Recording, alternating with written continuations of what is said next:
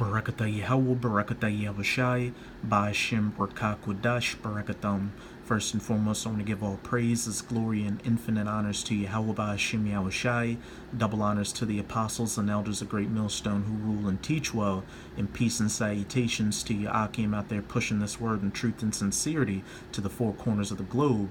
May you brothers endure until the end. This is the Brother Raya with another video. And with this video, I'm going to be dealing with the mark of the beast, chiefly that mark in the forehead. And as you brothers can see, we're getting closer and closer to the mandatory implementation of the microchip implant, which is the mark of the beast. Things are coming out in the news almost daily on microchip implants, as well as brothers are constantly doing videos on the topic. And Apostle Tahar termed 2019 to be the year Esau really pushes for this chip. And this is these are very beautiful times we're living in, Akim, because we know that once that chip gets mandatorily implemented, that shortly thereafter Yahushua is going to return with the angels to save his elect. But the article I'll be reading from is on activistpost.com, and the title reads, MK Ultra documents say the CIA made remote-controlled dogs with brain surgery, that mark in the forehead. And as we'll see from this article, Esau's been working diligently towards this microchip technology for quite a while. The Central Intelligence Agency made 6 remote-controlled dogs as part of their MK Ultra behavior modification or mind control program. Using brain surgery, newly requested documents show that the dogs were field operational and controlled by human beings. And you know Esau didn't spend all this time, money, and research just to have obedient dogs play fetch. These dogs were just a stepping stone towards human trials so they could get the kinks out of the system. Because Esau's ultimate goal with that chip is not just for you to have to be completely dependent on the system with buying and selling, but to control your every thoughts and actions. Because again, as we'll see in this article, that's what this brain surgery on these dogs were meant to do, was to control their actions and behaviors. And also I read an article a while ago saying that back in either the 50s or 60s that they even had a chip that they implanted in a bull's shoulder that allowed them to control the bull's entire body. And also there was a ex-special forces operative who was in Vietnam that came out and said his body was full of microchips that allowed him to be a super soldier. He didn't need to sleep, and he could just keep going and going with perfect aim. But he also said that when those chips were activated, he didn't have a free will and had to do whatever was commanded of him to do. So the technology's been here for a while. Esau's just waiting for that perfect opportunity to make a mandatory implementation of this technology. The CIA marked the 65th anniversary of the launch of Project MK Ultra, and the public is finally getting a more broad and detailed look at just how far those attempting these gruesome experiments were willing to go in order to gain control of our thoughts. The documents were provided under the Freedom of Information Act by the Black Vault founder John Greenwald. According to a report by Newsweek, the Black Vault specializes in declassified government records, Salakia. In one declassified letter, a redacted individual writes to a doctor whose name has also been redacted with advice about launching a laboratory for experiments in animal mind control. The writer of the letter is already an expert in the field, whose earlier work had culminated with the creation of 6 remote-controlled dogs, which could be made to run, turn, and stop. As you know, I spent about 3 years working in the research area of rewarding electrical stimulation of the brain, the individual writes. In the laboratory, we performed a number of experiments with rats in the open field. We employed dogs of several breeds. As if their mind control experiments on humans were not disturbing enough, the CIA also admits that the goal was to control the behavior of a dog, its emotions, how it feels, and to guide those emotions towards a predetermined outcome, such as being obedient to the system in regards to humans. The specific aim of the research program was to examine the possibility of controlling the behavior of a dog in an open field by means of remotely triggering electrical stimulation of the brain, the report states. And this brings me to my first precept in 2 Thessalonians chapter 2, verse 3 through 4. Let no man deceive you by any means, for that day shall not come, except there come a falling away first.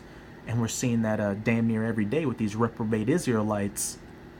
Just look at Adam Abbott, for example. He's pushing hard for the mark of the beast not to be that microchip implant for whatever reason he has to do so. And that man of sin be revealed, that son of perdition who has been revealed, who is Esau Edom, the so-called white man, that devil the Bible speaks of, as it says in verse 4, who opposeth and exalteth himself above all that is called the Most High through his science. That's all Esau's about, is that Satanism agenda to where man worships himself, or that is worshipped, so that he as the Most High sitteth in the temple of the Most High, shewing himself as that he is the Most High. And as it says in Isaiah 45 verse 7, I form the light and create darkness. I make peace and create evil. I, Yahweh, do all these things. And that's the power Esau wants. That's what he's working towards with this microchip technology, to have that chip in you, to be able to control your emotions and move your body to do whatever he wants you to do, to be that obedient slave workforce that will never, ever buck up against the work system ever again.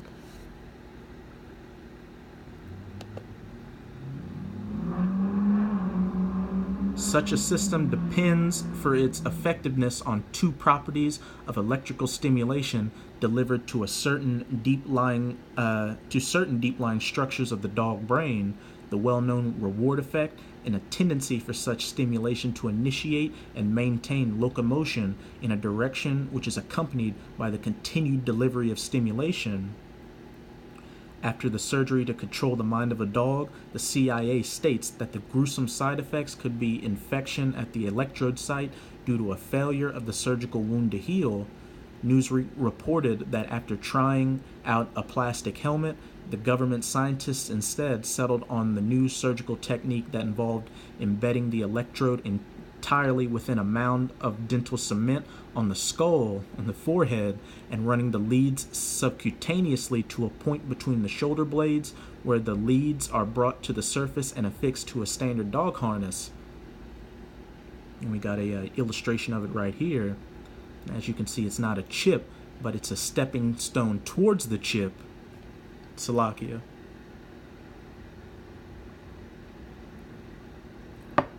So again, as you can see, Esau's been diligently working towards this technology for quite a while. And now I'm going to go to the precepts we always go to when dealing with the mark of the beast. This is Revelation chapter 13, verse 16. And he causeth all, again, that he referring to the elites of the Edomites, such as the Rockefellers, the DuPonts, the Rothschilds, what have you, both small and great, rich and poor, free and bond, to receive a mark in their right hand or in their foreheads, and that no man might buy or sell, save he that had the mark, or the name of the beast, or the number of his name. And as we saw from that article, not only to buy or sell, but to have free will as well. Here is wisdom. Let him that hath understanding count the number of the beast, for it is the number of a man, and his number is 666. And now we're going to go into the Strongs for that's 666, which is